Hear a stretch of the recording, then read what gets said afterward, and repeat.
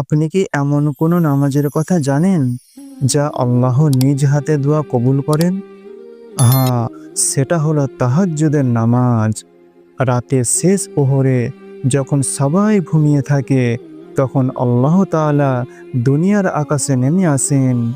তিনি ঘোষণা দেন, কে আছে আমার কাছে কিছু চাইবে, আমি তাকে দেব। কে আছে আমার কাছে মাপ চাইবে, আমি তাকে মাফ করব। তাহাজ্জুদের নামাজের ফজিলত কি কি?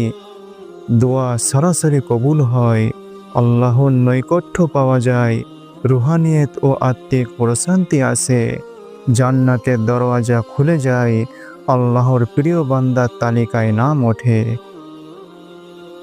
এক হাদিসে নবী সাল্লাল্লাহু আলাইহি সাল্লাম বলেছেন, তোমরা রাতে নামাজ পড়ো, কারণ সেটা হচ্ছে নেক লোকদের অভ্যাস। পাপের প্রাচীর